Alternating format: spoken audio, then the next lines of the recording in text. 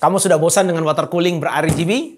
ID Cooling mengeluarkan produk terbaru dari mereka, yaitu FX360 Pro ini. Sebenarnya FX360 Pro ini bukan merupakan produk yang sangat baru sekali, tetapi ini merupakan produk pengganti dari produk yang sudah ada sebelumnya. Ada Frostflow X360, terus setelah itu dilanjutkan dengan FX360 yang lama ini, dan akhirnya ID Cooling merefresh produk mereka yang paling terbaru dengan tipe FX360 Pro. Apa kehebatan dari produk ini? Simak video kali ini.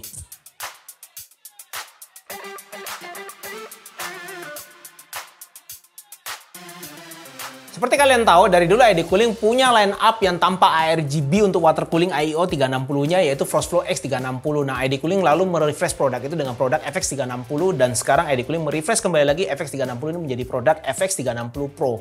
Apa yang berbeda dari FX360 Pro ini? Menurut ID Cooling, klaimnya adalah perubahan di pump-nya. FX360 Pro ini menggunakan pump generasi ke-7 dibandingkan dengan seri sebelumnya FX360 ini yang masih menggunakan pump dengan generasi ke-6.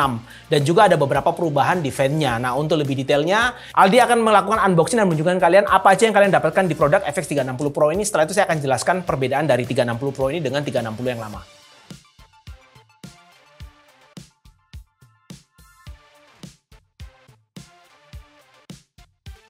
Oke, untuk kelengkapannya FX360 Pro ini, yang pertama kita dapat yang namanya manual book, sudah pasti.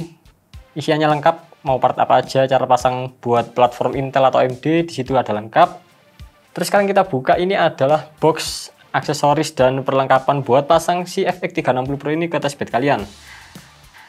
Di sini kita udah dapet yang namanya kabel extender buat PWM. Lalu kita dapet thermal pasta yang Frost X45, ini adalah pasta yang terbaru dari ID Cooling. Terus kita juga dapet backplate buat LGA 11.5 sekian, 1200 dan LGA 1700.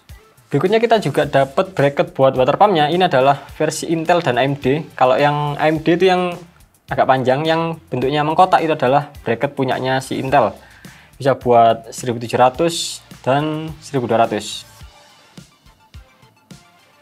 Berikutnya kita juga dapat baut-baut buat fan masang ke radiatornya dan baut radiatornya buat masang ke casing kalian.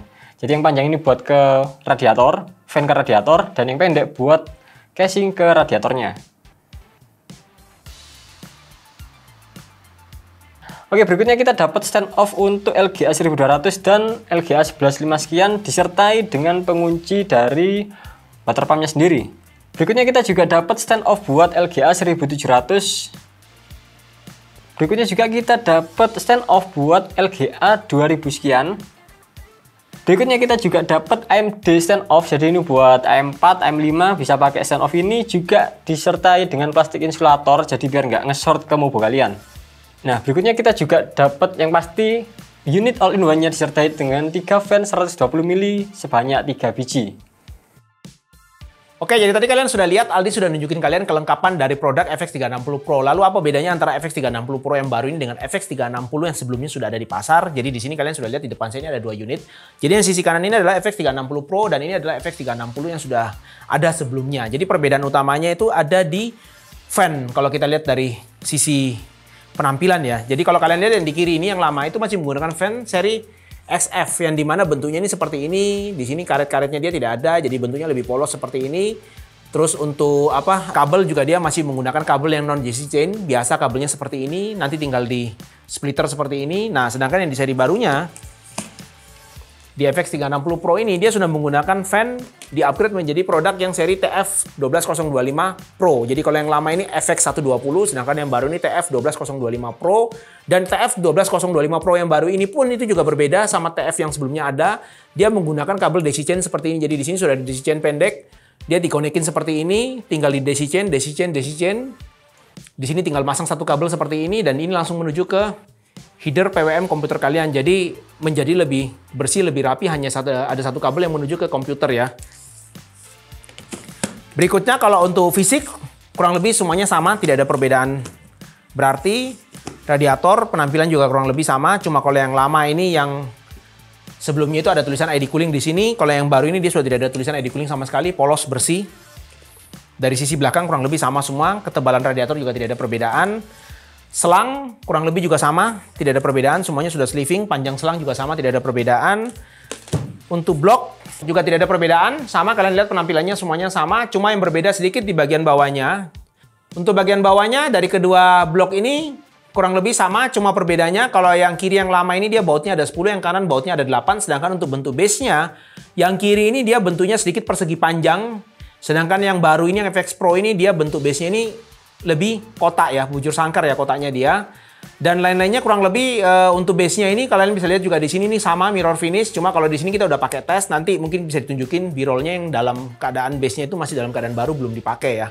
Jadi kurang lebih seperti ini perbedaannya secara fisik. Kita sekarang langsung masuk aja ke pengetesan, kita tunjukkan kalian perbedaan performa antara yang lama dengan yang baru.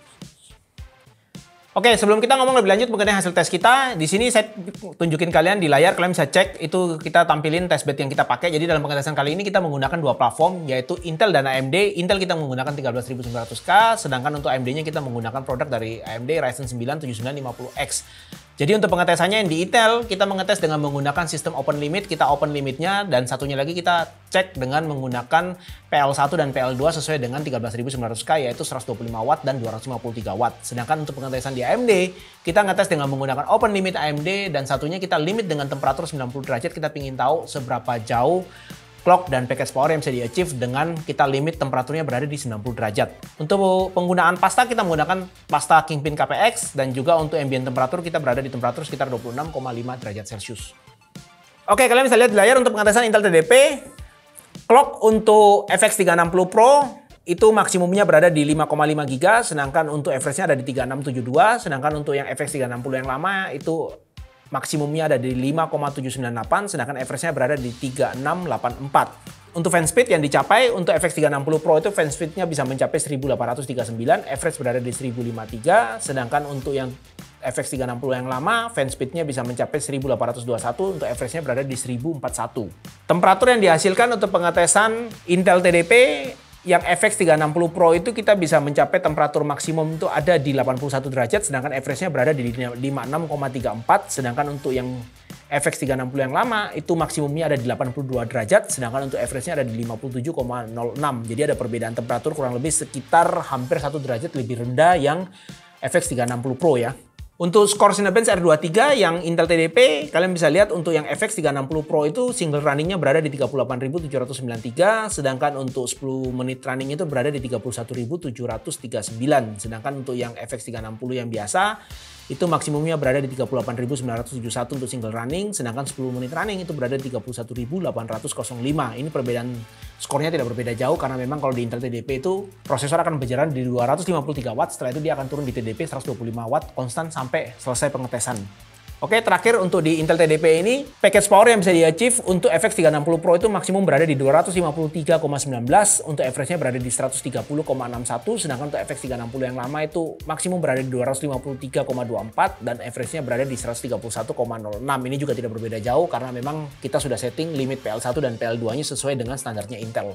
Sekarang kita akan lanjut ke hasil pengetesan dengan menggunakan AMD dengan kita limit temperaturnya berada di 90 derajat ya. Jadi kalian bisa lihat untuk FX 360 Pro itu, clock yang bisa dicapai FX 360 Pro itu ada di 5270,3, sedangkan average-nya berada di 4925,29. Sedangkan untuk FX 360 yang lama itu, clock-nya bisa mencapai 5273,4, dan untuk average-nya berada di 4913,17. Untuk fan speed, FX 360 Pro itu berada di 1909, untuk average berada di 1882,58, sedangkan untuk FX 360 yang lama itu berada di 1846, dan untuk average-nya berada di 1798,3. Untuk temperatur kalian bisa lihat di layar karena kita limit temperaturnya berada di 90, jadi overall semua produk temperaturnya berada di 90 derajat baik maksimum maupun average-nya. Untuk skor Cinebench yang bisa dicapai R23 dengan limit 90 derajat, FX 360 Pro itu single run-nya berada di 37.194, sedangkan untuk running 10 menitnya berada di 37.007.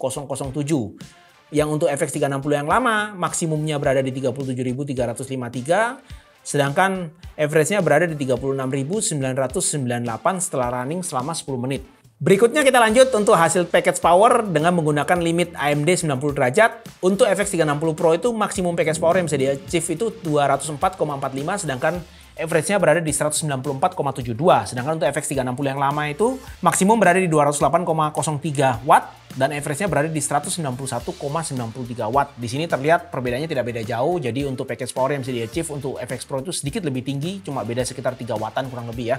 Sekarang kita masuk ke data pengetesan dengan Intel Open Limit. Jadi di sini kita tidak ada limit sama sekali, kita open, jadi kita bisa tahu nanti seberapa jauh performa dari IO 360 ini ya. Jadi untuk FX 360 Pro kalian bisa lihat untuk maksimum clock yang bisa dicapai itu 5,8 GB, sedangkan untuk average-nya berada di 4699,86. Untuk FX 360 yang lama itu maksimum hanya mencapai 5,5 GB dan average-nya berada di 4697,24. Untuk speed fan pengetesan Intel Open Limit, FX 360 Pro itu maksimum berada di 1851, average 1800, sedangkan untuk FX 360 itu maksimum berada di 1809, average berada di 1747. Lanjut di pengetesan temperaturnya, untuk FX 360 Pro ini dengan tes Intel Open Limit, maksimum temperatur berada di 101, sedangkan average-nya berada di 95,8, dan untuk FX 360 yang lama maksimum berada di 102, dan untuk average-nya berada di 96,96.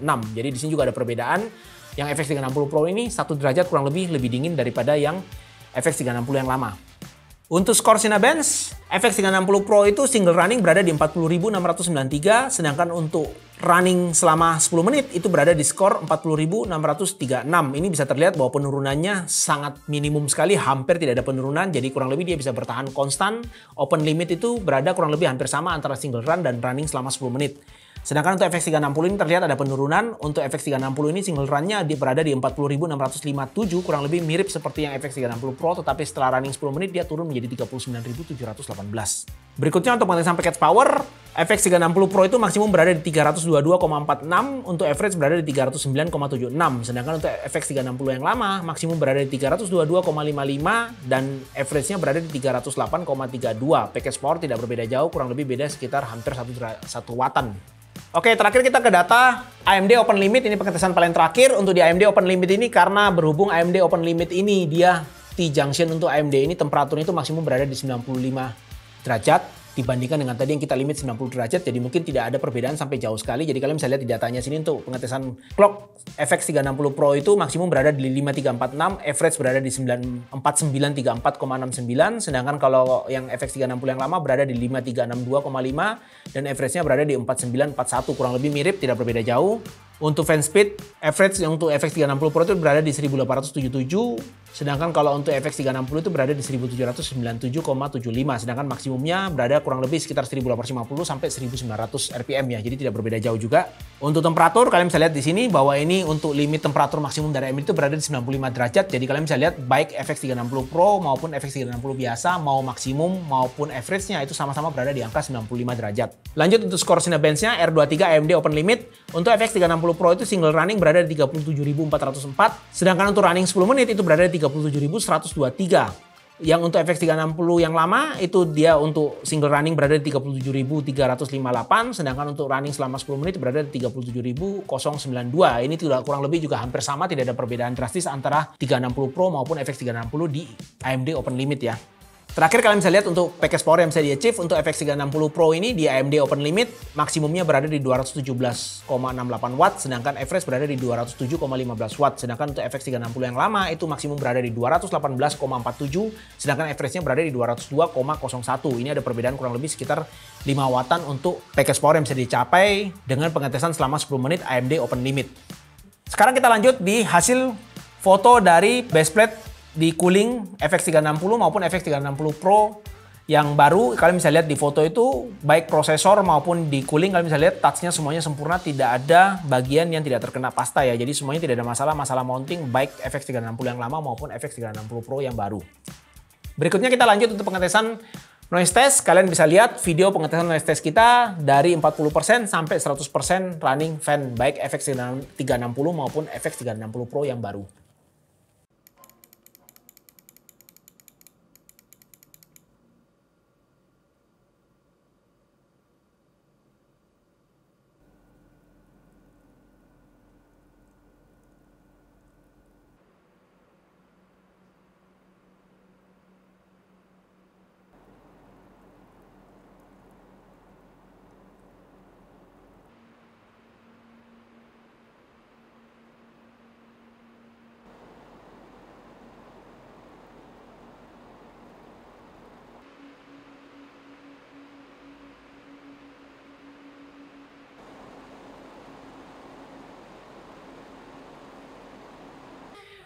Kalian sudah lihat hasil tes kita dan hasil pengetesan noise test dari produk ID Cooling ini. Di sini kalian bisa lihat bahwa produk ID Cooling FX360 Pro ini secara noise dia jauh lebih baik dibandingkan dengan FX360 yang lama ini ya. Jadi memang ID Cooling mengganti tipe fan di FX360 Pro ini dengan pertimbangan fan-nya performanya bisa lebih baik, static pressure maupun juga airflow-nya juga bisa lebih bagus dibandingkan dengan fan yang lama yang seri FX120 ini, tapi juga dengan noise yang ID Cooling perbaiki sehingga fan itu menghasilkan noise yang lebih rendah dibandingkan dengan fan SF120 yang lama ini. Sedangkan kalau untuk perbedaan pump, performanya bisa terlihat bahwa performa di produk yang baru yang generasi 7 ini pun juga secara performa sedikit lebih baik. Memang tidak berbeda jauh karena memang ini juga hanya menggantikan dan mengubah sedikit beberapa bagian dari cooling ini ya. Karena memang tujuan utama dari ID Cooling mengganti produk ke FX360 Pro ini karena mereka berusaha membuat produk yang performanya kurang lebih mirip atau mungkin sedikit lebih baik tapi dengan noise yang lebih rendah. Karena memang yang kendala utama dari cooling-cooling ini selalu yang dikeluhkan oleh orang-orang dengan menggunakan jumlah fan yang banyak seperti ini adalah noise dari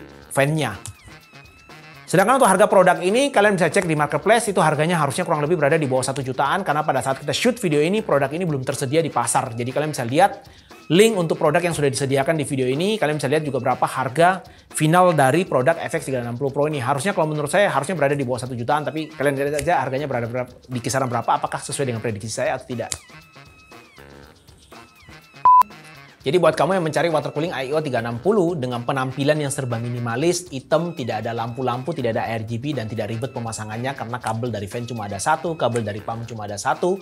Ini mungkin produk FX360 Pro dari ID Cooling ini bisa menjadi salah satu pilihan buat kamu karena dia juga tidak noise, performa juga oke, dan serba minimalis, penampilannya harusnya lebih elegan ya. Karena memang sekarang trennya sepertinya ada beberapa orang yang masih mencari produk dengan RGB, tapi juga sudah mulai cukup banyak orang yang bertanya apakah produk-produk dengan tanpa RGB ini akan bermunculan kembali lagi ke pasar? Ya mungkin ini menjadi salah satu jawaban dari ID Cooling buat kalian. Jadi buat kalian yang suka dengan video kali ini, jangan lupa kalian like, share, dan subscribe channel kita. Dan buat kalian yang masih punya pertanyaan seputar produk dari ID Cooling ini, kalian bisa bertanya di kolom komen. Kita akan coba jawab pertanyaan-pertanyaan kalian. Dan buat kalian yang suka baca artikel, jangan lupa kalian kunjungi website kita di arts.co.id dan juga follow semua sosial media kita, Arts ID Media. Saya Indra, sampai ketemu di review cooler berikutnya.